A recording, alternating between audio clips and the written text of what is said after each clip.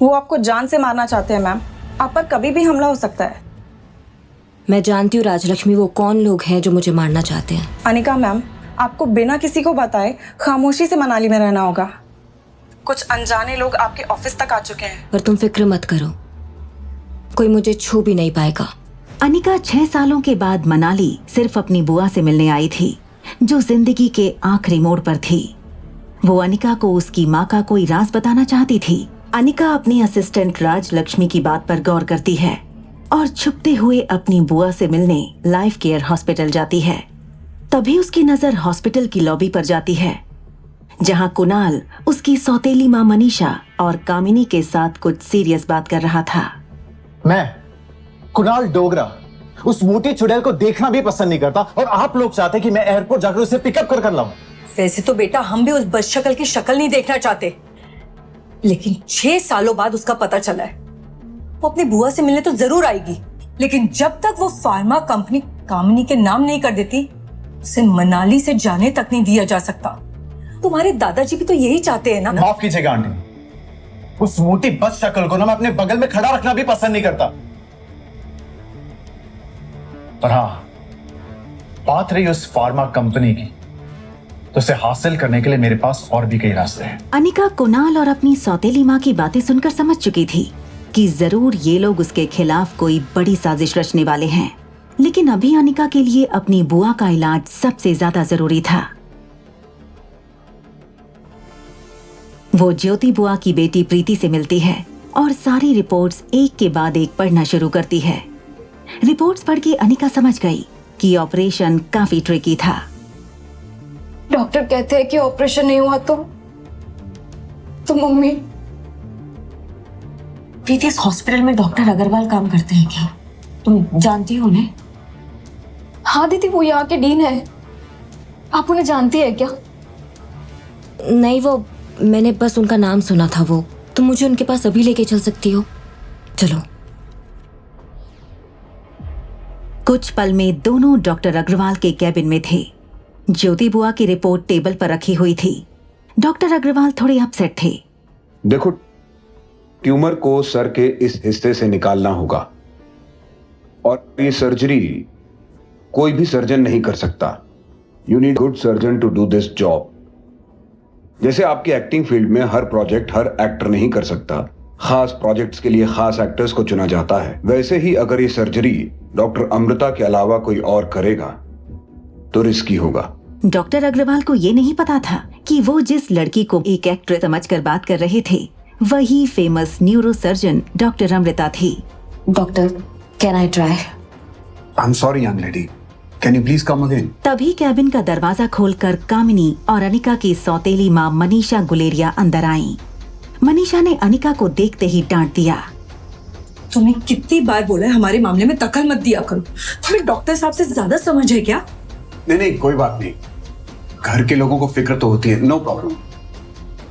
वैसे आप फिल्म्स में काम करती हैं या टेलीविजन पर? सर, ये कोई एक्ट्रेस नहीं है, ये तो एक स्कूल ड्रॉप आउट है। 6 साल पहले मनाली छोड़कर भाग गई थी। क्या करती बेचारी, शादी के पहले दिन वो प्रेग्नेंट हो गई थी। और इतना ही नहीं, इसकी तो एक नाजायज औलाद भी है। अब आप बताइए सर, इतने कर्म कांड करने के बाद कोई एक जगह कैसे रह सकता है? पर जैसी भी है, मेरी तो बहन ही है। डॉक्टर अग्रवाल अनिका को गौर से देखने लगे। उन्हें यकीन ही नहीं हो रहा था, मासूम आंखों वाली लड़की की सच्चाई ये थी। बेहद शर्मिंदा होकर अनिका कैबिन से बाहर निकल गई। हॉस्पिटल की कॉरिडोर में पहुंचकर अनिका ने पर्स से अपना काला चश्मा निकालकर पहन लिया। कामिनी, मनीषा और प्रीति उसके पीछे आईं। ऐसा काम करती क्यों जो मुंह छुपाना पड़े? तुमसे ज्यादा बदनामी तो हमारी होती है। आखिरकार नाम तो हमारा ही जुड़ा ना तेरे साथ। देखो प्रीति, हमसे मिलकर ज्योति की जान बचा सकते हैं। अगर अनिका वो फार्मा फैक्ट्री अपनी बहन कामिनी के नाम कर दे तो। प्रीति बड़ी उम्मीद से अनिका की तरफ देखने लगी। उसे यकीन था कि ज्योति बुआ की जान बचाने के लिए अनिका फैक्ट्री कामिनी के नाम कर देगी। प्रीति अनिका के पास आई। दीदी प्लीज, कंपनी दे दो ना प्लीज, मम्मी की जान बचा लो। मैं चाहता हूँ पैर पड़ती हूँ ना दीदी, दीदी प्लीज प्लीज प्लीज मम्मी की जान बचा लो ना दीदी, प्लीज दीदी, दीदी प्लीज, दीदी प्लीज मम्मी की जान बचा लो दीदी।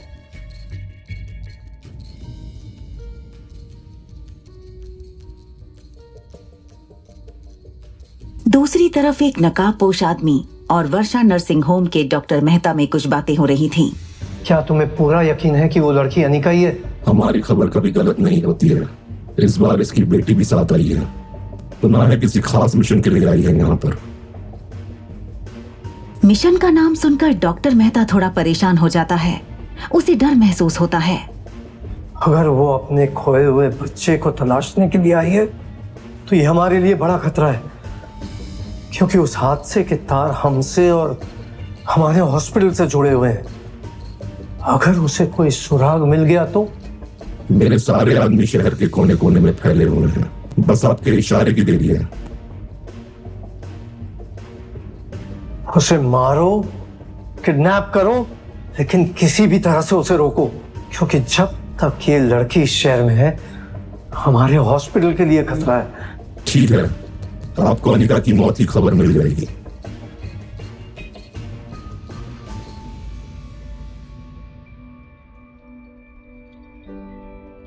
वहीं रोहित मारवा एक मीटिंग में था कि उसे सैम का फोन आया।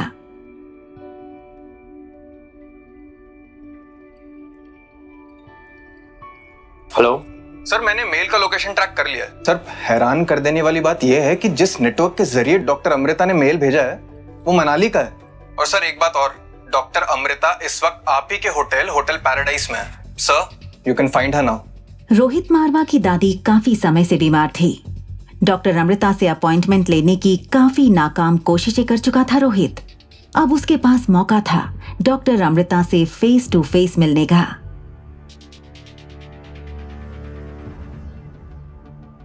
सिस्टम में चेक करके मुझे तुरंत बताओ, क्या डॉक्टर अमृता ने हमारे होटल में चेक इन किया है? This is urgent. Doctor Amrita हमारे होटल में ही हैं और हमें उन्हें ढूंढना है। अनिका हॉस्पिटल से टैक्सी में वापस आ रही थी। उसके मन में सिर्फ एक ही बात चल रही थी, ज्योति बुआ का ऑपरेशन जल्द से जल्द करना होगा। उसके लिए उसने डॉक्टर अग्रवाल का कार्ड निकाला और उनके पर्सनल नंबर पर फोन लगाया। अब डॉक्टर अग्रवाल, आप ज्योति बुआ के ऑपरेशन की तैयारी कीजिए। डॉक्टर अमृता कल उन्हें ऑपरेट करने आएंगी। ये बात सुनकर डॉक्टर अग्रवाल थोड़े हैरान हो गए। उन्हें लगा कि शायद ज्योति बुआ के इलाज के लिए परेशान होकर अनिका ओवर कॉन्फिडेंस में ये बात कह रही है। डॉक्टर अग्रवाल ने अनिका को समझाया, अनिका, मैं तुम्हारे इमोशन समझ सकता हूँ, लेकिन डॉक्टर अमृता इंडिया की नहीं, दुनिया की बेस्ट न्यूरोसर्जन्स में से एक है। उनका अपॉइंटमेंट मिलना इतना आसान नहीं है। देखो, मैं खुद एक डॉक्टर हूँ। मैं कितनी बार कोशिश कर चुका हूँ कि वो यहाँ आकर हमारे हॉस्पिटल में एक सर्जरी परफॉर्म करें, लेकिन इतने सालों में आज तक मैं उन्हें यहाँ बुला नहीं पाया। डॉक्टर अग्रवाल, डोंट वरी, मैं उन्हें मेल कर दूंगी। I am sure she will understand. Okay. Operation theatre के बाहर सन्नाटा छाया हुआ था। प्रीति अपनी माँ के जीने की सारी उम्मीदें खो चुकी थी। अनिका पर उसे बहुत यकीन था, लेकिन उसके मना करने पर वो पूरी तरह टूट गई थी। इन सब में सबसे ज्यादा खुश अनिका की सौतेली माँ और कामिनी थी। हमें तो पहले ही पता था अनिका किसी की सगी नहीं है। तुम्हारी आंखें आज खुली हैं। मैं और मेरी माँ ने कितना सहा है ये सिर्फ हम ही जानते हैं। तुम और ज्योति बुआ उस पर आंख बंद करके भरोसा करते हो, पर उसकी असलियत क्या थी ये सिर्फ हम ही जानते थे। और तुम लोग मेरी माँ को सौतेली समझकर कोसते रहे। तभी तेज कदमों से डॉक्टर अग्रवाल प्रीति की तरफ आए। प्रीति डॉक्टर अग्रवाल को आते देखकर डर सी गई, मानो जैसे कोई बुरी चीज घट गई हो। प्रीति,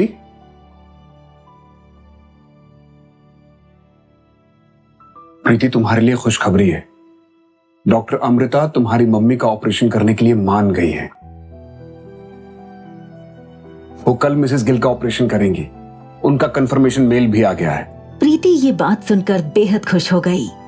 उसकी आंखों के आंसू चेहरे की मुस्कान में बदल गए। कामिनी और मनीषा एक दूसरे को देखने लगे। उन्हें यकीन नहीं हो रहा था कि आखिर डॉक्टर अमृता ज्योति बुआ का ऑपरेशन करने के लिए मान कैसे गई। अभी अभी मुझे अनिका का कॉल आया था, शायद उसी की वजह से ये पॉसिबल हो पाया है। अरे सर, आप ये किसकी बातों पर यकीन कर रहे हो? वो कैसे डॉक्टर अमृता तक पहुंच सकती है? उसके पास तो कोई रिपोर्ट्स तक नहीं है और ना ही उसे कोई इंटरेस्ट है ऑपरेशन में। आप पूछ लीजिए प्रीति से। ज्योति बुआ के ऑपरेशन के लिए उसे एक छोटा सा काम दिया था, वो भी उसने नहीं किया। प्रीति, अब अपने आंसू पोंछ लो। इंडिया की बेस्ट न्यूरो सर्जन तुम्हारी मॉम का ऑपरेशन करने वाली है। Your mother needs your prayers, not tears.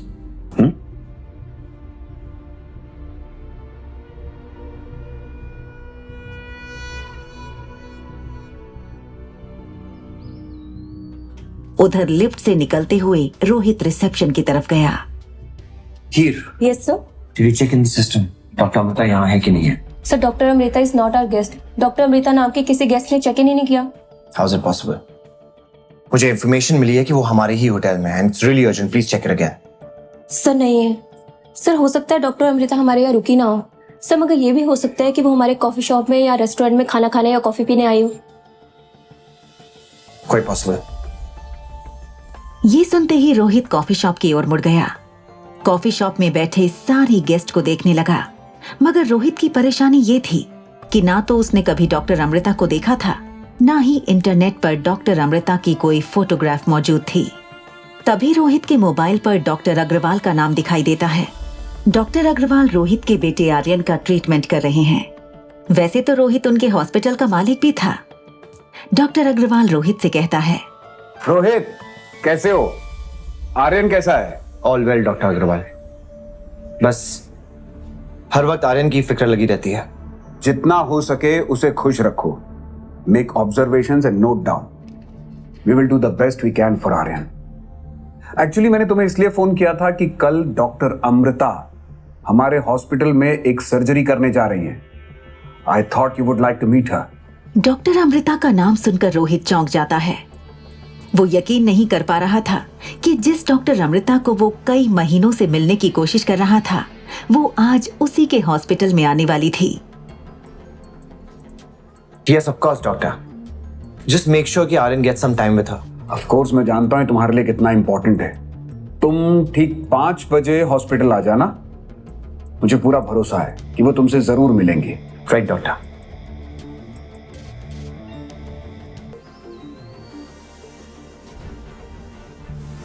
वहीं दूसरी तरफ नकाबपोश हॉस्पिटल के सामने वाली बिल्डिंग में बंदूक का निशाना लिए बैठा है।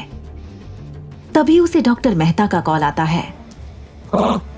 अनिका लाइफ केयर हॉस्पिटल आ रही है। हाँ, और वो मेरी बंदूक के निशाने पर है। जैसे ही वो हॉस्पिटल में कदम रखेगी, मेरी गोली उसकी खोपड़ी उड़ा देगी। लेकिन मैंने सुना है कि वहाँ रोहित मारवा भी आ रहा है।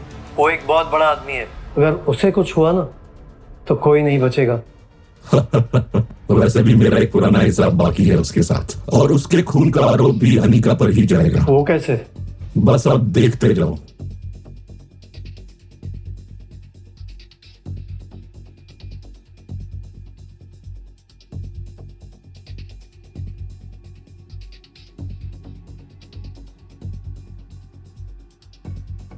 उधर हॉस्पिटल में डॉक्टर अग्रवाल बेचैनी से डॉक्टर अमृता का इंतजार कर रहे थे। रोहित मारवा भी हॉस्पिटल पहुंच चुका था और डॉक्टर अमृता का इंतजार करते हुए वक्त देख रहा था। तभी कॉरिडोर में किसी के चलने की आवाज आती है। सामने अनिका थी। उसे देखकर रोहित मारवा चौंक जाता है। तुम यहाँ क्या कर रही हो? क्यों यहाँ पर कोई और इलाज नहीं करा सकता? या यहाँ पे भी आप मेरी चेकिंग करवाएंगे? तुम यहाँ? मुझे लगा डॉक्टर अमृता आ गई। वैसे क्या ये सच है कि तुमने डॉक्टर अमृता को यहाँ आने के लिए कन्विंस किया है? ओह कम ऑन डॉक्टर अग्रवाल। आप जानते हैं doctor Amrita world famous doctor है। किसी ऐरे गहरे को मुंह नहीं लगाती। सिर्फ उसके नाम पे अटेंशन ले रही है ये, और कुछ नहीं। अनिका रोहित की किसी भी बात का जवाब देना नहीं चाहती थी, क्योंकि उसे जल्दी से अपनी बुआ का इलाज शुरू करना था। डॉक्टर अग्रवाल, हमें जल्दी से बुआ का इलाज शुरू करना चाहिए। बहुत ज्यादा क्रिटिकल है। हमें इलाज करने का मतलब क्या है? और वैसे भी डॉक्टर के बिना अंदर जाना अलाउड नहीं है। यहीं रुकिए, डॉक्टर अमृता आती होंगी।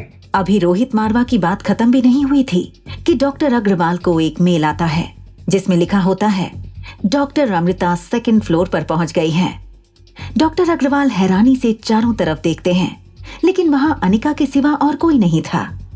डॉक्टर अग्रवाल गौर से अनिका के हैंडबैग को देखते हैं जिसमें एरोप्लेन की लगेज टैग लगी होती है जिस पर नाम लिखा होता है डॉक्टर अमृता। वो नाम पढ़कर वो चौंक जाता है। अभी वो कुछ कहता तभी ज्योति बुआ के वार्ड से जोर से रोने की आवाज आती है। डॉक्टर, मम्मी मम्मी कुछ नहीं होगा। अनिका जल्दी से वार्ड की तरफ भागने लगती है। ज्योति बुआ की हालत बहुत गंभीर हो चुकी थी। मम्मी क्या हो रहा है? मम्मी, डॉक्टर, मम्मी मम्मी कुछ नहीं होगा। डॉक्टर, मम्मी मम्मी, दीदी दीदी देखो ना मम्मी को क्या हो रहा है। मम्मी तुम एक काम करो, तुम डॉक्टर को जल्दी से बुलाओ। टेंशन मत लो, कुछ नहीं होगा। तभी ज्योति बुआ बहुत तकलीफ भरी आवाज में कहती हैं, मेरा जाने का समय आ गया है। प्लीज प्लीज बुआ, प्लीज ऐसी बातें मत कीजिए, आपको कुछ नहीं होगा। तुझे एक बड़े राज की बात बतानी है, तेरे माँ के मौत के बारे में। मेरी माँ के मौत के बारे में? क्या क्या बहुत गहरा राज है, बताइए मुझे। तुम्हारे माँ की मौत असल में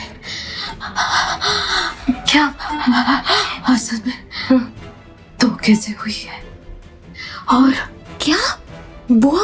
और उसका एक बुआ जी बताइए, क्या उसका एक क्या? बुआ जी प्लीज बताइए मुझे। बुआ जी प्लीज प्लीज आप सांस लेते रहिए। बुआ जी प्लीज सांस लेते। रिलैक्स रिलैक्स रिलैक्स बुआ जी, रिलैक्स। आराम से आराम से आराम से। ज्योति बुआ कहते कहते रुक जाती हैं और अचानक बेहोश हो जाती हैं। अनिका की बात सुनकर हैरत में पड़ जाती हैं। मेरी माँ की मौत धोखे से हुई थी? बुआ के आगे कुछ कह रही थी। दीदी मम्मी को बचा लो ना प्लीज। बुआ को कुछ भी नहीं होगा प्रीति, कुछ भी नहीं होगा। मैं डॉक्टर से जाके बात कर रही हूँ, कुछ नहीं होगा। मैंने अभी चेक कर लिया, वो बिल्कुल ठीक है। मैं डॉक्टर से जाके बात करती हूँ। मम्मी को बचा लो। डॉक्टर अग्रवाल को अनिका पर शक हो चुका था कि वो डॉक्टर अमृता है, लेकिन उसे कामिनी की भी बात याद आती है कि उसने डॉक्टर अमृता से बात की है। वो कामिनी को कॉल करता है। कामिनी, तुमसे एक अर्जेंट बात करनी है। यस डॉक्टर, प्लीज बताइए, क्या पूछना था? क्या तुम यकीन के साथ कह सकती हो कि डॉक्टर अमृता से तुम्हारी बात हुई है? कामिनी को लगा कि अब उसका झूठ पकड़ा गया, फिर भी वो कॉन्फिडेंस से कहती है। यस डॉक्टर, मैं सच कह रही हूँ। मैंने खुद उनसे बातचीत की है। वो आज पक्का हॉस्पिटल आ रही हैं। क्यों, क्या हुआ? नहीं, कुछ नहीं। वो आज अनिका मिली थी। आप भी किस पर यकीन कर रहे हैं सर? वो आपको इम्प्रेस करने के लिए झूठ बोल रही है। आज आपको सब सच पता चल जाएगा। Okay, thank you. अब मिलते हैं। कामिनी अपनी माँ मनीषा के साथ घर पर थी। कामिनी मन ही मन खुश हो रही थी कि उसने डॉक्टर अग्रवाल के सामने अपने झूठ को सच साबित कर दिया था। पता है माँ, वो मोटी भद्दी अनिका थोड़ी क्या स्लिम हो गई है, खुद को हीरोइन समझ रही थी। मैडम का एटीट्यूड तो देखो, डॉक्टर अग्रवाल के सामने इम्प्रेशन मार रही थी। मैंने तो जगह पर ही उसे झूठा साबित कर दिया। वो कैसे? सुना है डॉक्टर अमृता ज्योति बुआ के ऑपरेशन के लिए आने वाली है। अनिका कह रही थी कि उसने डॉक्टर अमृता को ऑपरेशन के लिए कन्विंस किया है। हाँ, डॉक्टर अमृता तक तो उसके फरिश्ते भी नहीं पहुंच सकते। मैंने डॉक्टर अग्रवाल को कहा कि मैंने ही डॉक्टर अमृता को मेल किया है और मेरे ही कहने पे वो ऑपरेशन के लिए आ रही हैं।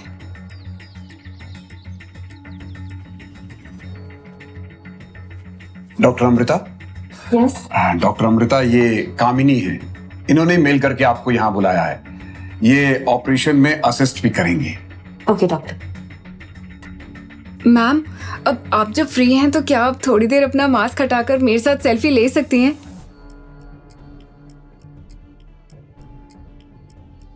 ओ कामिनी, राइट? तो वो आप हैं जिसने मुझे मेल किया था? Yes ma'am. ओके, कहाँ से मिला मेरा ईमेल आईडी? क्या हुआ? तुमने बताया नहीं। कहाँ से मिला मेरा ईमेल आईडी? वो मैम, मुझे एक फ्रेंड ने आपका ईमेल आईडी दिया। फ्रेंड ने? ओके। क्या है मेरा email ID? Do you remember?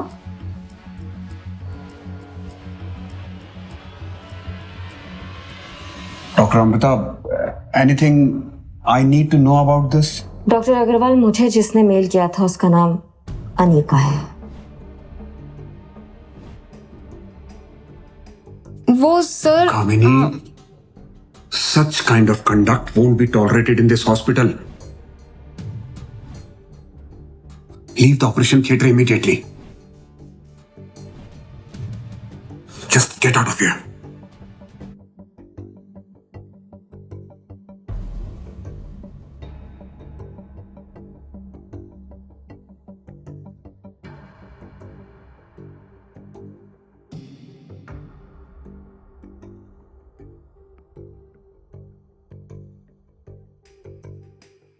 I knew it. I knew it कि अनिका सही कह रही थी। Somehow मुझे उसकी बात पर भरोसा करना चाहिए था।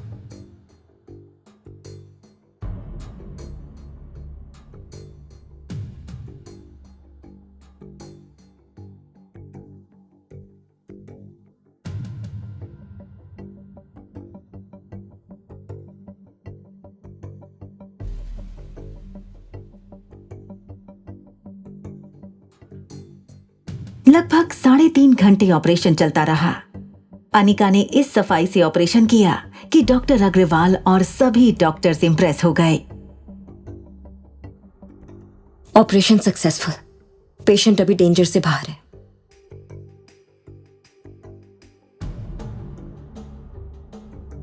डॉक्टर अमृता, अगर आपके पास समय है तो हम साथ में चाय पी सकते हैं?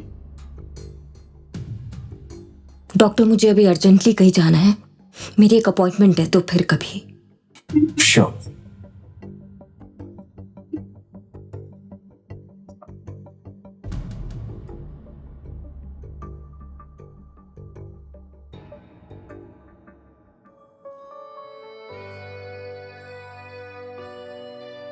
चीयर अप यंग लेडी, तुम्हारी मम्मी का ऑपरेशन सक्सेसफुल हो गया है।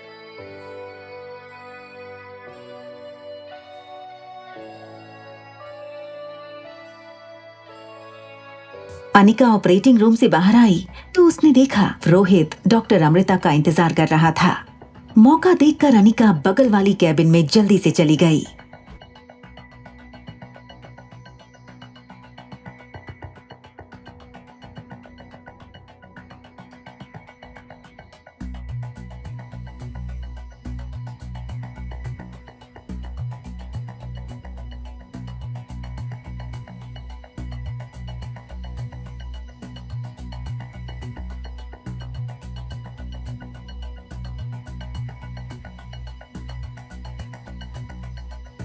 प्रीति, नहीं, मुझे माफ कर दो। सॉरी, मैंने आपको गलत समझा। मैं माफी के लायक भी नहीं हूँ। नहीं प्रीति, ऐसा नहीं बोलते। आपने मम्मी की जान बचाई। मुझे प्लीज माफ कर देना। मुझे प्रीति सॉरी, मुझे Please, नहीं please. पता था। प्रीति, अभी बुआ एकदम ठीक है। ओके? और एक बात, ये बात हम दोनों के बीच में रहनी चाहिए। तुम किसी को नहीं बता सकती हो। Promise me. Promise me. Promise.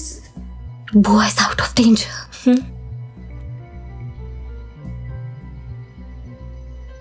Thank you.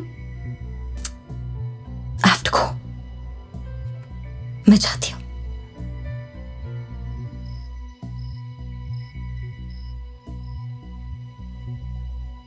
Operation की वजह से वो बहुत थक चुकी थी, इसलिए आज उसे जल्दी नींद आ गई थी।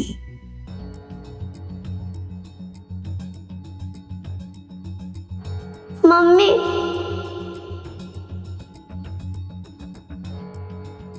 मेरे कातिल हो। मम्मी, तुमने ही मेरा खून किया। मेरे कातिल हो। तुमने ही मेरा खून किया।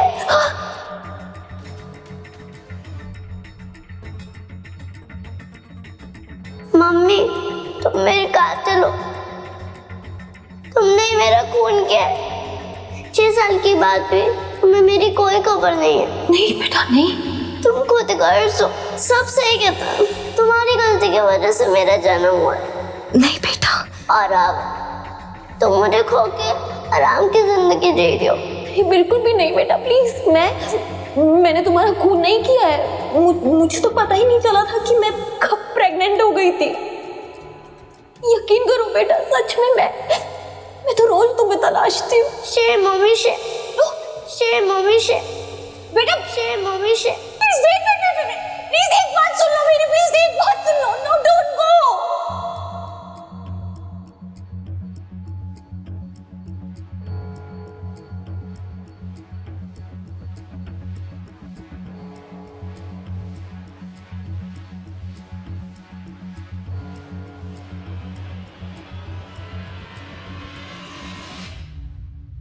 लैपटॉप की स्क्रीन पर अभी भी वो गुमनाम मेल ओपन था जिसमें लिखा था कि उसका बेटा जिंदा है, बस उसे एक शर्त पूरी करनी है।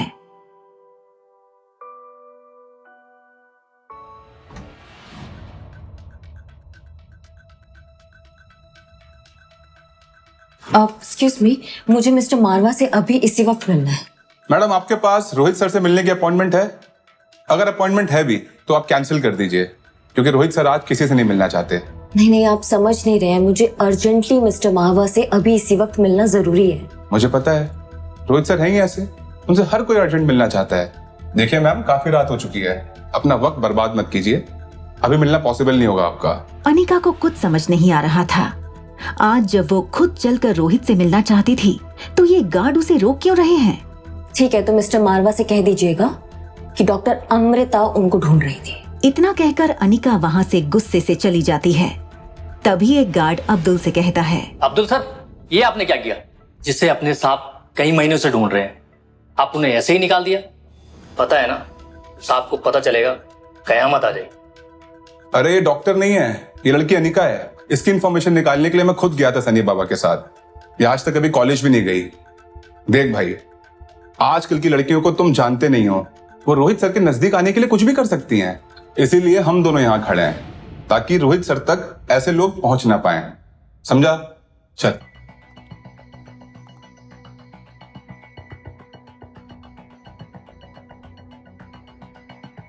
अजीब घमंडी आदमी है। मेरे मैसेज के बावजूद रोहित ने मुझे मिलने क्यों नहीं बुलाया? जो खुद इतने वक्त से डॉक्टर अमृता को ढूंढ रहा था, अब मैं खुद डॉक्टर अमृता सामने से उसे मिलना चाहती हूँ तो मुझसे मिलने से इनकार क्यों कर रहा है? बस एक बार किसी तरह से मेरे बेटे की जानकारी मिल जाए तो उस आदमी को कभी पलट कर भी ना देखूं। मेरी मजबूरी है कि मैं रोहित की दादी का ऑपरेशन कर रही हूँ। अनिका अभी ये सोच ही रही थी कि अचानक उसे याद आया कि ज्योति बुआ उससे मिलना चाहती थी और ज्योति बुआ के ऑपरेशन के बाद उनकी रिपोर्ट भी एक बार देखनी थी। वो फौरन हॉस्पिटल के लिए निकल जाती है। अंजलि मल्होत्रा एक हाई प्रोफाइल महिला है। 2 दिन पहले ही उनके पति किशन मल्होत्रा का रोहित के होटल में एक्सीडेंट हो गया था। अनिका की कोशिश की वजह से उनकी जान बची थी। तभी से अंजलि आंटी को अनिका की तलाश थी।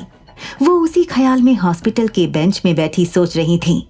सामने से रोहित मारवा उनसे मिलने हॉस्पिटल आया था। मल्होत्रा, सब ठीक?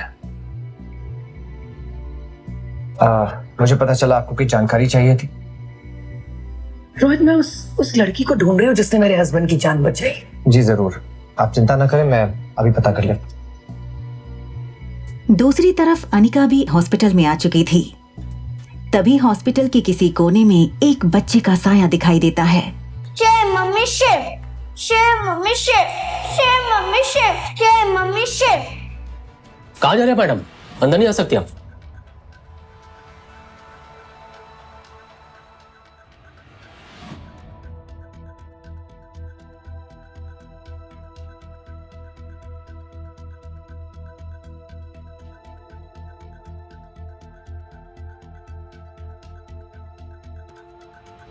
वहीं करीब में खड़ी अंजलि मल्होत्रा की नजर अनिका पर पड़ती है।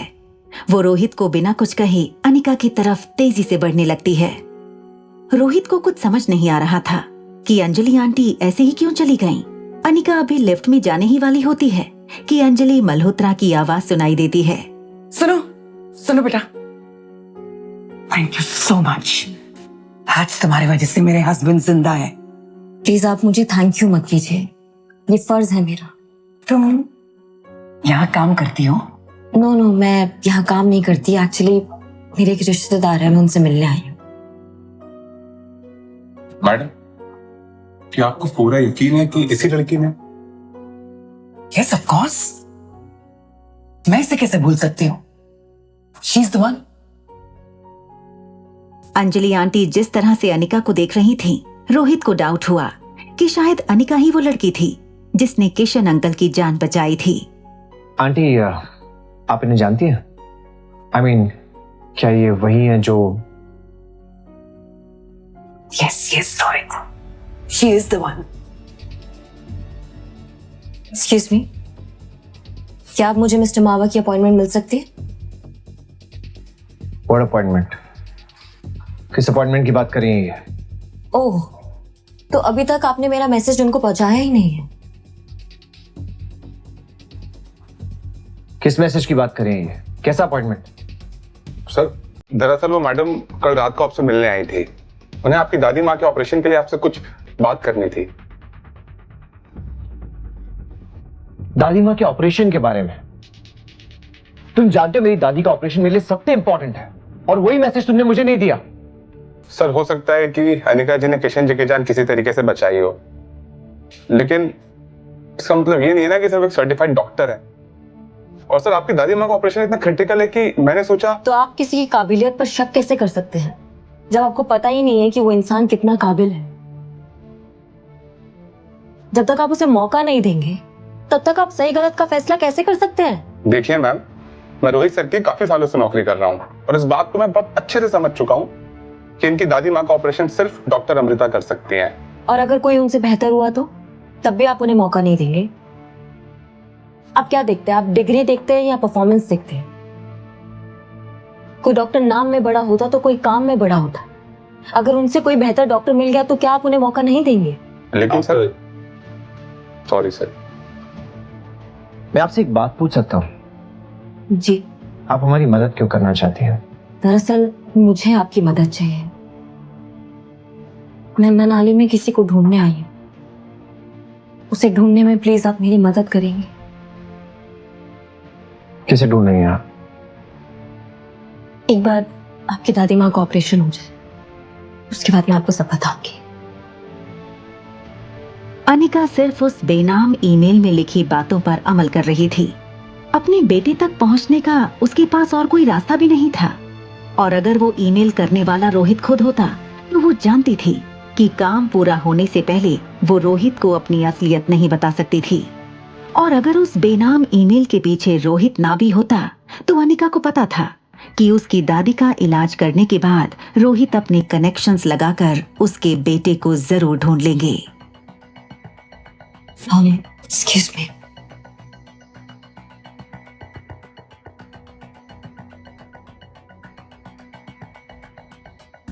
Aunty okay? No nothing. न जाने क्यों इस लड़की को देखकर ऐसा लगा कि मैं इसे बहुत पहले से जानती हूँ, जैसे मैंने इसको कहीं देखा है। हाँ आंटी, आपने कहा था आपने इसे होटल में देखा था। सो नहीं नहीं, नॉट लाइक दैट। ऐसा लग रहा है कि जैसे मैं बहुत पहले से इसे जानती हूँ। खैर, मैं गलत भी हो सकती हूँ। आई मीन, मैं कुछ ज्यादा ही सोच रही हूँ। Forget it. चले?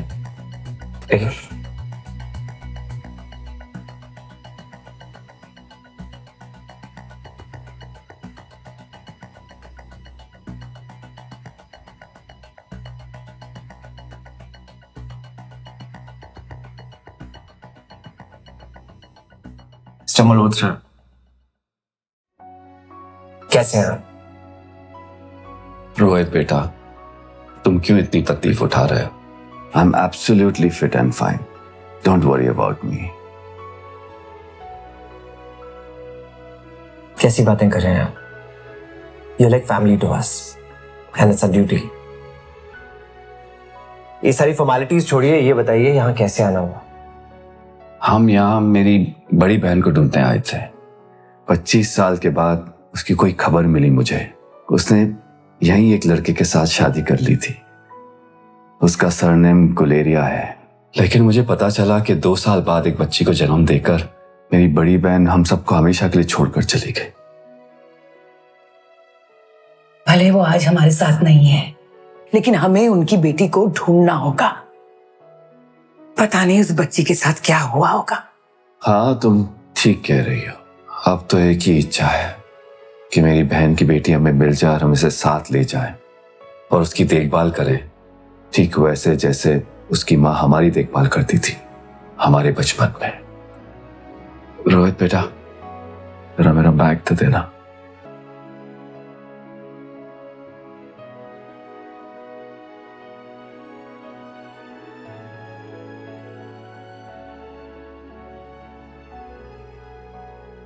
ये मेरी बहन स्वाति की तस्वीर है।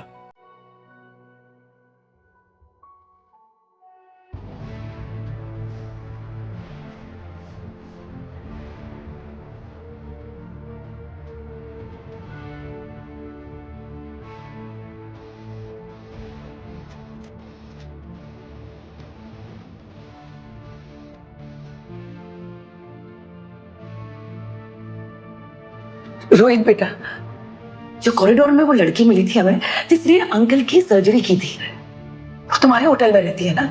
हाँ। What is her name? हाँ, उसे बताया जो था, अनिका।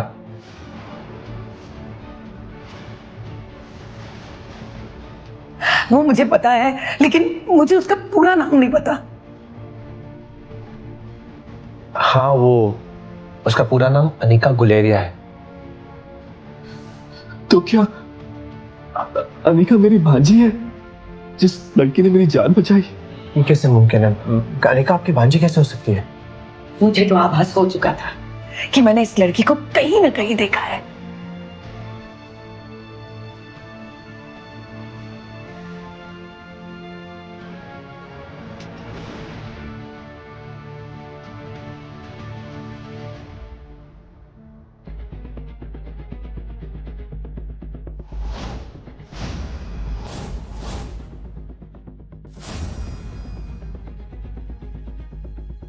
रोहित सर, एक बहुत बुरी खबर है। क्या हुआ? अनिका जी को। कहते हैं चलने वाली हर गोली एक इंसान को तो मारती है, मगर 100 सवाल खड़े करती है। क्या मामा को पहुंचने में देर हो गई? ये लोग अनिका को क्यों मारना चाहते थे?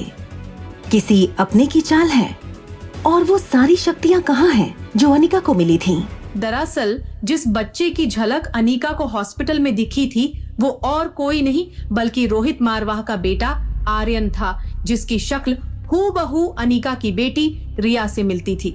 और दोनों बच्चे एक ही होटल में अपने माँ बाप के साथ रह रहे थे और दोस्ती भी कर चुके थे। दोस्ती ही नहीं, बल्कि वो तो एक दूसरे को भाई बहन मानते थे और वैसे ही एक दूसरे का ख्याल रखते थे। दोनों बच्चों को अपने जीवन में परिवार की कमी लगती थी, जिसे वो पूरा करना चाहते थे, और इसलिए आर्यन और रिया एक दूसरे के साथ जगह बदलकर रहने लगे थे। रिया कभी आर्यन बनकर रोहित के साथ रहती, तो वहीं आर्यन अनिका के साथ रिया बनकर। अब देखना ये था कि यह सिलसिला कब तक चलने वाला था, और पहले ही आर्यन के जीवन में मुश्किलों की कमी नहीं थी, क्योंकि कुछ ही दिन पहले रोहित का कजिन धीरज उसे ले जाने के लिए अपने आदमियों के साथ आया था। रोहित के परिवार वालों का यह कहना था कि आर्यन उनके परिवार का हिस्सा नहीं है, और उसने रोहित की दादी को धक्का देकर सीढ़ियों से गिरा दिया था, जिसके कारण आज वो हॉस्पिटल में है। रोहित को इस बात पर बिल्कुल विश्वास नहीं था, और वो इसीलिए चाहता था कि उसकी दादी का इलाज जल्द से जल्द हो जाए, ताकि सच्चाई बाहर आ जाए। वहीं दूसरी तरफ अनिका भी हैरान थी जब उसे उसके अतीत से जुड़ा एक फोन आया।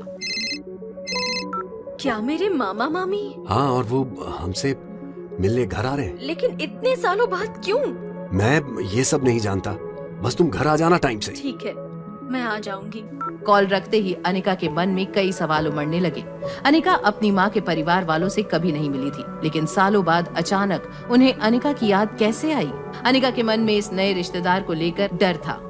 तो वहीं कोई और भी था जिसे अनिका से भी ज्यादा डर लग रहा था। क्या तुम्हें यकीन है कि वो लोग अनिका के रिश्तेदार हैं? मुझे तो लगता है कि इन सब के पीछे अनिका का ही हाथ होगा। पक्का हमारे खिलाफ कोई नई साजिश रच रही है। यकीन तो मुझे भी नहीं हो रहा कि ये लोग इतने सालों बाद अनिका को क्यों ढूंढ रहे हैं। क्या तुम स्वाति के परिवार वालों के बारे में कुछ भी नहीं जानते? काफी गरीब परिवार से थी स्वाति और उसकी फैमिली पहाड़ों के उस पार रहते थे, लेकिन शादी के बाद उसने उनके साथ कोई कांटेक्ट नहीं रखा। कहीं ये लोग हमसे पैसों की भीख मांगने तो नहीं आ रहे? वैसे वो कह तो रहे थे कि अनिका के मामा बीमार हैं और इस वक्त हॉस्पिटल में एडमिट है। तो ये बात तय है कि वो भिखमंगे पैसों के लिए ही आ रहे हैं। देखिए, मैं पहले से ही कह देती हूँ, खबरदार उनको एक भी पैसा दिया तो। तुम तो ऐसे बोल रही हो जैसे कि मैं तिजोरी खोल के उनके सामने रखने वाला हूँ। लगता है आ गए भिखमंगे। जहाँ एक तरफ अनिका के मामा मामी के स्वागत के लिए कामिनी दरवाजा खोलने के लिए आगे बढ़ी, तो वहीं दूसरी तरफ अपने स्वीट में वार्डरोब का दरवाजा खोलते हुए आर्यन रिया को दिया हुआ प्रॉमिस पूरा करने के लिए फ्रॉक ढूंढने लगा। मैंने तो उसे यहीं छुपाया था, लेकिन अब मिल क्यों नहीं रहा? क्या नहीं मिल रहा है? डैड, आप कब आए? मैं तो अभी आया, लेकिन तुम क्या ढूंढ रहे हो? वो मैंने एक ड्रेस यहाँ रखी थी, लेकिन अब मुझे मिल नहीं रही।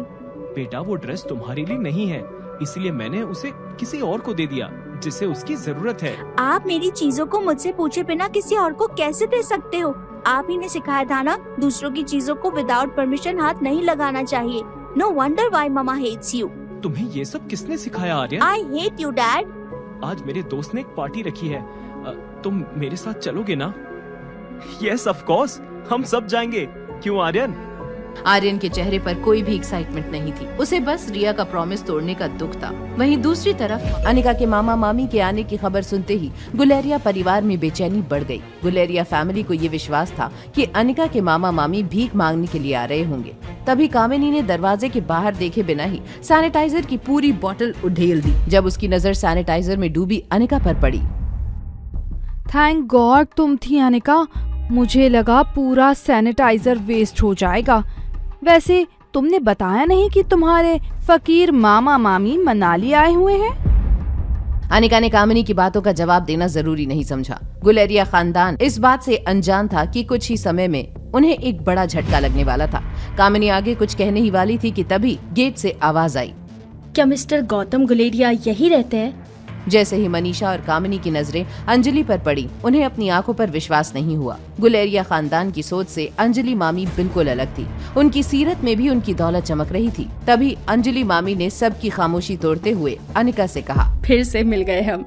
बेटा, पहली बार तुम्हें देखकर ही मुझे लग गया था कि हमारा कुछ पुराना रिश्ता है। आप यहाँ? और आप मेरे मामा मामी को कैसे जानती हैं? आई नो, तुम्हें बहुत कुछ पूछना होगा।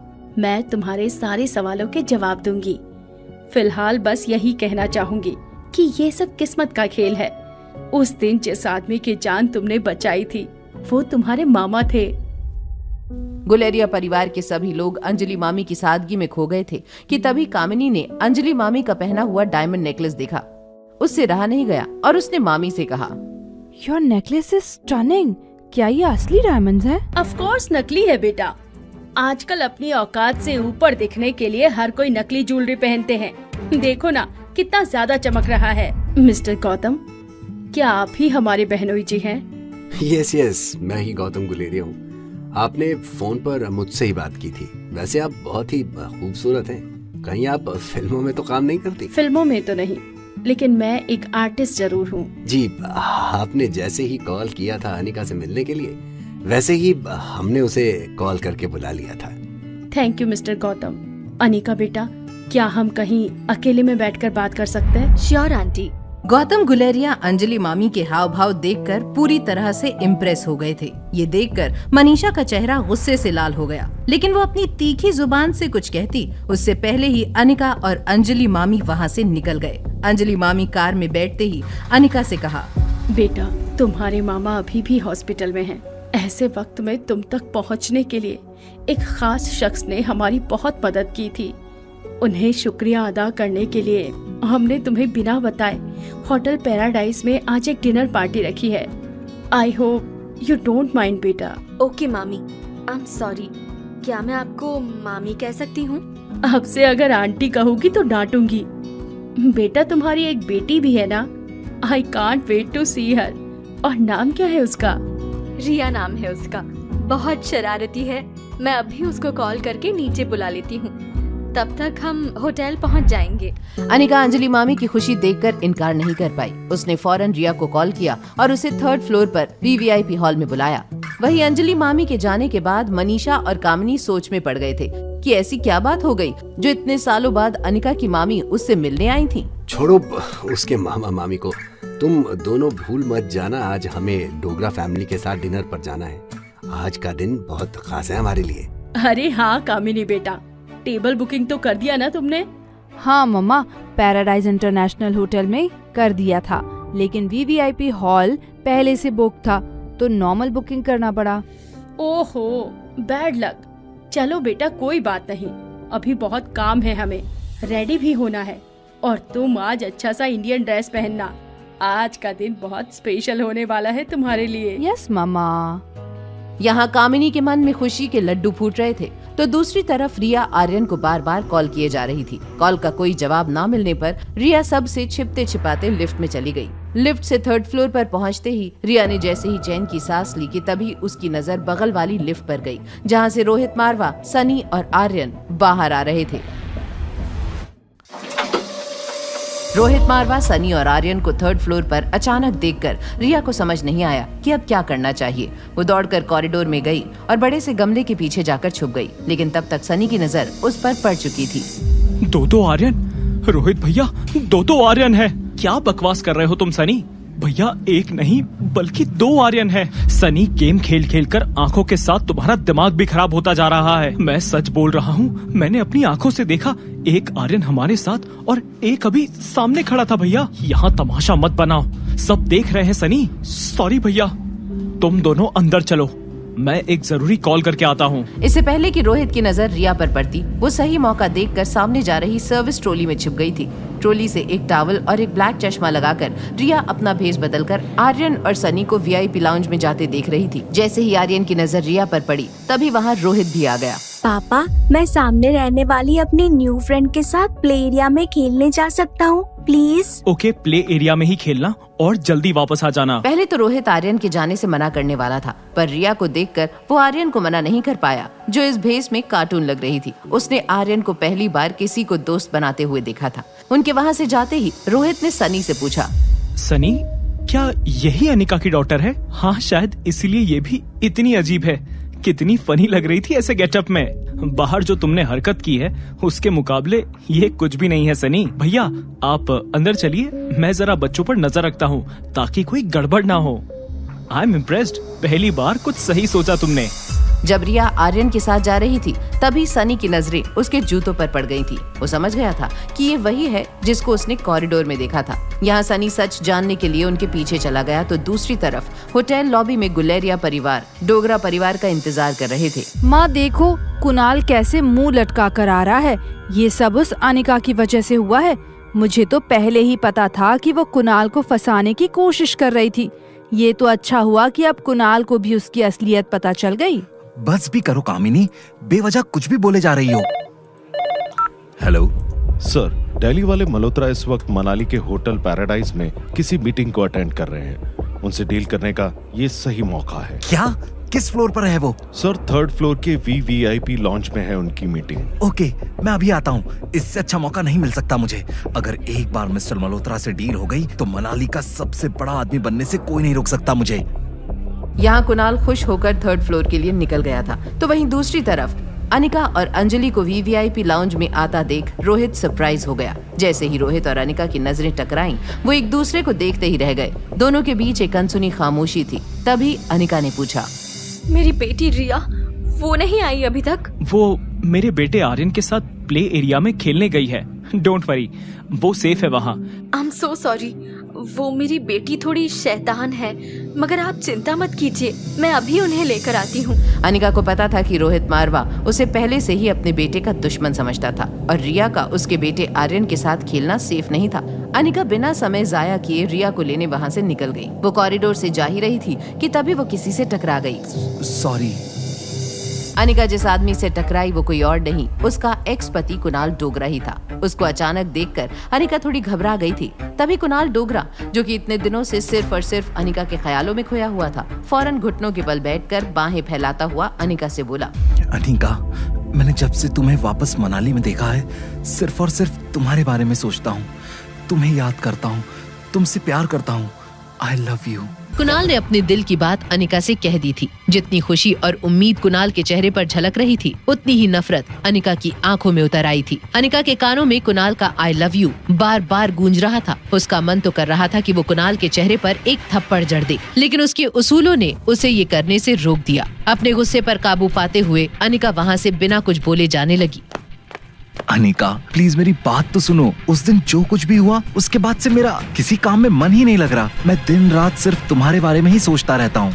अनिका पर कुणाल की बातों का रत्ती भर भी असर नहीं हो रहा था। वो बस किसी भी कीमत में रिया तक पहुंचना चाहती थी, लेकिन कुणाल इतनी आसानी से अनिका का पीछा नहीं छोड़ने वाला था। अनिका का रास्ता रोकते हुए कुणाल ने कहा, मैं तुमसे बात कर रहा हूँ और तुम मुझसे दूर जा रही हो। तुम्हारी बकवास सुनने के लिए मेरे पास वक्त नहीं है। हट जाओ मेरे रास्ते से। मेरा यकीन करो अनिका, हम दोनों साथ मिलकर फिर से एक नई जिंदगी शुरू कर सकते हैं। जस्ट शट अप कुणाल, मुझे तुम में और तुम्हारी बातों में कोई इंटरेस्ट नहीं है। आई नो तुम शायद फ्यूचर को लेकर परेशान हो, बट तुम्हें उसकी चिंता करने की कोई जरूरत नहीं है। मनाली से कुछ दूर तुम्हारे लिए एक बड़ा सा बंगला होगा, नौकर चाकर होंगे, और तो और हर महीने तुम्हारे अकाउंट में 1.5 लाख रुपए भी आ जाएंगे। तुम्हारी इतनी औकात नहीं है कि तुम मुझे खरीद सको, समझे?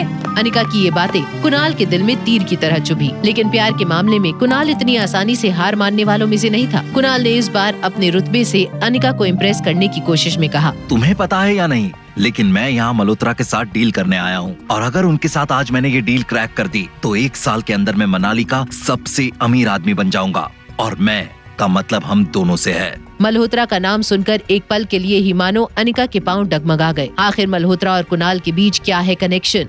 मैंने कहा ना, तुम्हारी औकात नहीं मुझे खरीदने की। ओह, मैं समझ गया। तुम्हें अपनी बेटी की चिंता है ना, मैं उसे भी अपनाने के लिए तैयार हूँ, लेकिन मैं उसे अपने नाम और जायदाद का हिस्सा नहीं बना पाऊंगा। अगर तुम्हें मेरी ये शर्त मंजूर है तो मैं तुम्हारी सारी गलतियाँ माफ कर दूंगा। किस गलती की बात कर रहे हो तुम? Are you out of your mind? आखिरी बार बोल रही हूँ, हट जाओ मेरे रास्ते से। ठीक है बाबा, तुम्हारी सारी शर्तें मंजूर है। तुमसे शादी भी करूंगा और तुम्हारी बेटी को अपना नाम भी दूंगा। अब खुश? गुस्से में दूर जाती अनिका को रोकने के लिए कुणाल ने अनिका का हाथ पकड़ लिया, लेकिन कुणाल की इस हरकत से अनिका का गुस्सा अब 7वें आसमान पर पहुंच चुका था। लेकिन इसके पहले कि अनिका उसका हाथ छुड़ा पाती, अनिका को पीछे से एक जोर का धक्का लगा और उसका सिर सामने वाली दीवार से जाकर टकरा गया। ये तुमने क्या किया कामिनी? मेरा हाथ छोड़ो कुणाल, ये लड़की तुम्हें अपने वश में कर रही है। आज मैं इसे जिंदा नहीं छोड़ूंगी। क्या तुम पागल हो गई हो? ये क्या कर रही हो? पीछे हटो। दर्द से अनिका का सिर चकराने लगा। तभी उसी वक्त गौतम, मनीषा और कुणाल के पापा कमल डोगरा लॉबी में आ पहुँचे। लेकिन जब अनिका ने अपनी आंखें खोली तो उसकी नजर गुस्से में झुलसती कामिनी पर पड़ी। वो तेजी से अनिका की तरफ बढ़ ही रही थी कि तभी कामिनी को रोकने के लिए कुणाल ने उसके दोनों हाथ पकड़ लिए। ये यहाँ क्या हो रहा है कामिनी? और अनिका बेटा, तुम यहाँ क्या कर रही हो? मैं बताती हूँ। जैसे ही अनिका को पता चला कि आज कामिनी और कुणाल की एंगेजमेंट की बात होने वाली है, तो ये यहाँ कुणाल को अपने जाल में फंसाने आ गई। कमल जी, अनिका की तरफ से मैं आपसे माफी मांगता हूँ। बचपन से ही अनिका कामिनी से काफी जलती थी। हमारी हर खुशी के मौके पर मुसीबत बनकर आ जाती है। बस कीजिए आप लोग।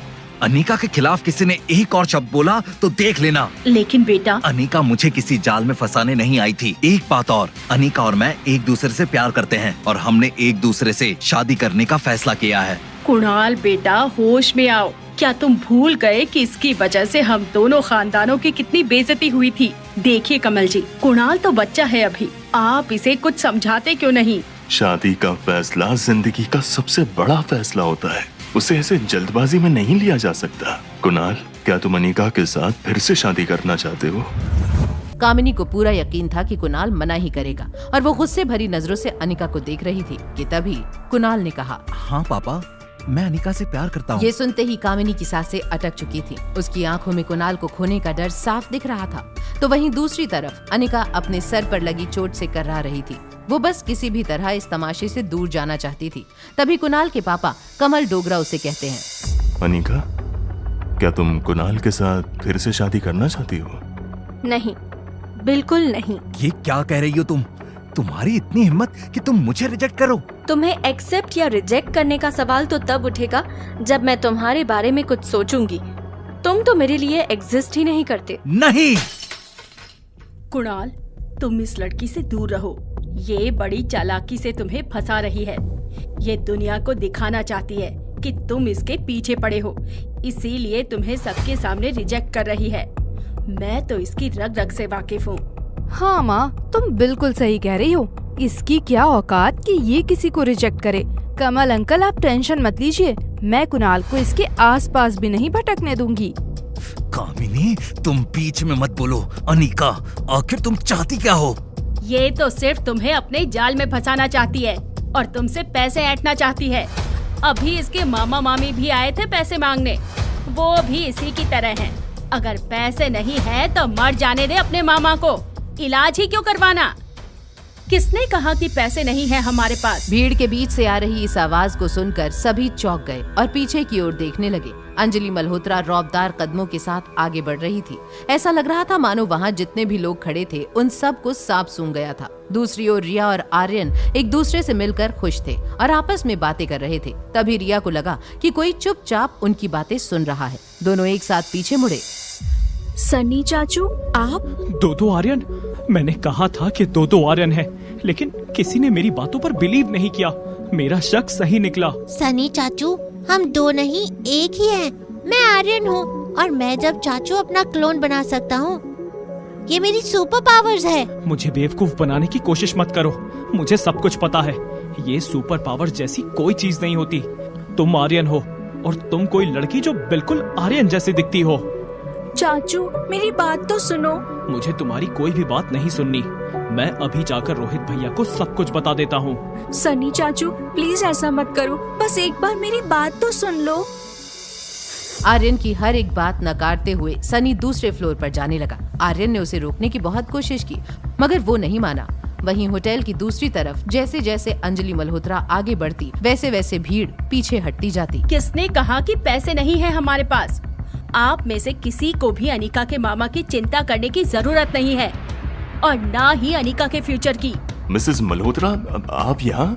क्या मैं थोड़ी देर बात कर सकता हूँ?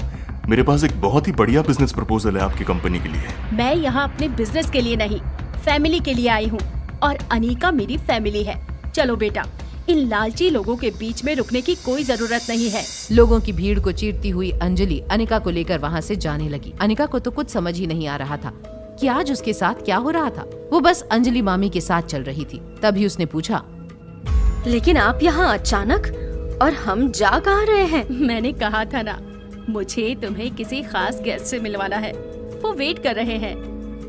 अनिका, तुम कहाँ जा रही हो? प्लीज मुझसे बात करके जाओ। मारवा इंडस्ट्रीज के मालिक रोहित मारवा अनिका का वेट कर रहे हैं। अनिका, चलो जल्दी।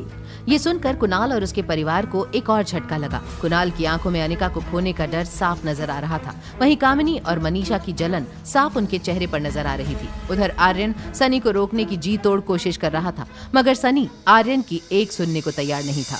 चाचू, प्लीज रुक जाओ। एक तो तुम लोग झूठ पर झूठ बोले जा रहे हो और ऊपर से मुझे ही बेवकूफ बनाने की कोशिश कर रहे हो। नहीं, मैं सच बोल रहा हूँ। चुप रहो, मुझे तो रोहित भैया को सारा सच बताना ही होगा। चलो हटो यहाँ से। नहीं, प्लीज रुको, ट्रस्ट मी चाचू, मैं सच बोल रहा हूँ। माफ करना रोहित, मैंने बाहर उन लोगों के सामने जो कुछ भी कहा बस उन्हें जलाने के लिए कहा था। Please don't mind. No problem aunty. Anjali की ये बात सुनकर रोहित काफी हद तक राहत महसूस कर रहा था। तभी बातों ही बातों में अंजलि को अनिका के चंडीगढ़ जाने के बारे में पता चला। अनिका बेटा, तुम रोहित की दादी का इलाज करने चंडीगढ़ जा रही हो ना?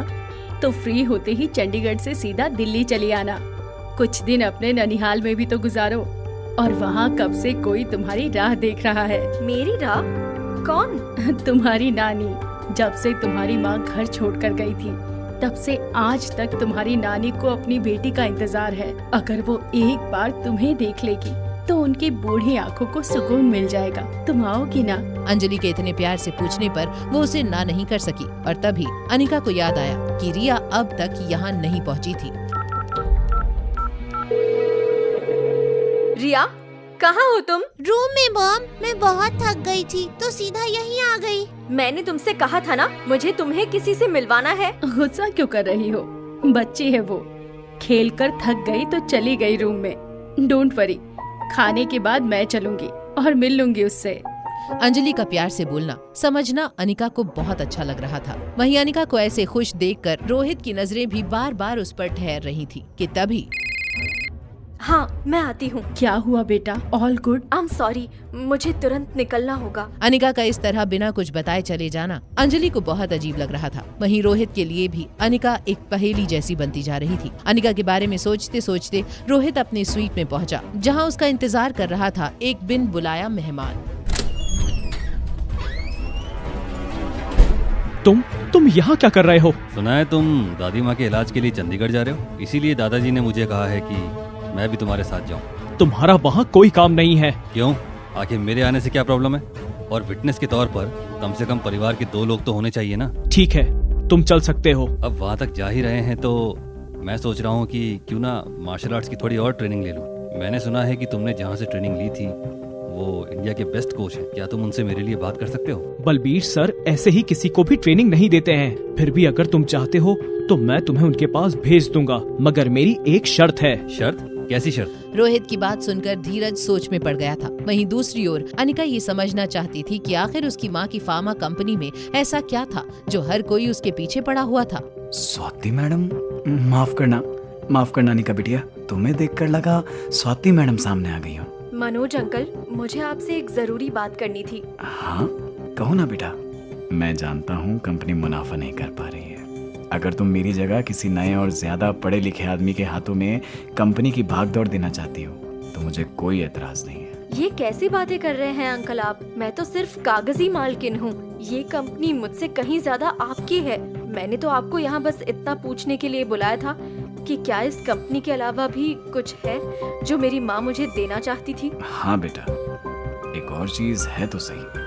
अनिका के मन में ये सवाल दौड़ रहा था कि इस कंपनी के अलावा और कौन सी चीज थी जो उसकी माँ उसके लिए छोड़कर गई थी। वहीं रोहित की शर्त ने न सिर्फ धीरज बल्कि आर्यन और सनी को भी चौंका दिया था। क्या तुम चाहते हो कि मैं इस आर्यन को मेरे साथ मार्शल आर्ट सीखने ले जाऊं? तुम श्योर हो? रोहित मारवा कभी बिना श्योर हुए कोई बात नहीं बोलता। सनी और आर्यन समझ नहीं पा रहे थे कि रोहित अचानक धीरज पर भरोसा कैसे कर सकता था। वहीं अनिका मनोज से अपनी माँ और फार्मा कंपनी के बारे में ज्यादा से ज्यादा बातें जान लेना चाहती थी। प्लीज बताइए ना अंकल, वो क्या चीज है जो मेरी माँ मेरे लिए छोड़ कर गई है? काबिल, स्वाति मैडम तुम्हारे लिए ढेर सारी काबिलियत छोड़ गई है और वो तुम्हें देखकर साफ पता चलता है। अनिका को मनोज से मिलकर अच्छा तो लगा, लेकिन वो जिन सवालों के जवाब तलाश रही थी वो उसे नहीं मिले थे। वापस आकर भी अनिका इन्हीं सवालों में उलझी थी। तभी कब तक प्रैक्टिस से भागती फिरोगी? मेरे कैंप का नाम खराब करके रख दिया है तुमने। बलबीर सर, प्लीज चिल्लाइए मत। मैं बहुत थक गई हूँ और आपको तो पता है मैं सारा दिन कितनी बिजी रहती हूँ। तुमसे उम्मीद रखना ही बेकार है। एक काम करो, अपनी बेटी रिया को ही मेरे कैंप में भेज दो। लगता है वही मेरे कैंप का नाम रोशन करेगी। दिन भर की थकी अनिका घर आकर गर्म पानी का शावर लेने लगी कि तभी कमरे में कुछ गिरने की आवाज आई और वो बाथरूम में ही बाथरूम से बाहर आ गई। बाहर आते ही अनिका ने देखा कुछ ऐसा जिसे देखते ही उसकी चीख निकल गई। कौन था वो शख्स जिसे देखकर अनिका इतनी बुरी तरह से घबरा गई थी? आखिर क्यों भेजना चाहता था रोहित मारवा आर्यन को धीरज के साथ? क्या रोहित की दादी की जान बचाकर अनिका पहुंच पाएगी अपने बेटे तक? जानने के लिए देखिए अगला एपिसोड सिर्फ पॉकेट एफएम के YouTube चैनल पर। और एक लड़की को देखा तो के सारे एपिसोड्स को सुनने के लिए डिस्क्रिप्शन में दी हुई लिंक से डाउनलोड कीजिए पॉकेट एफएम ऐप।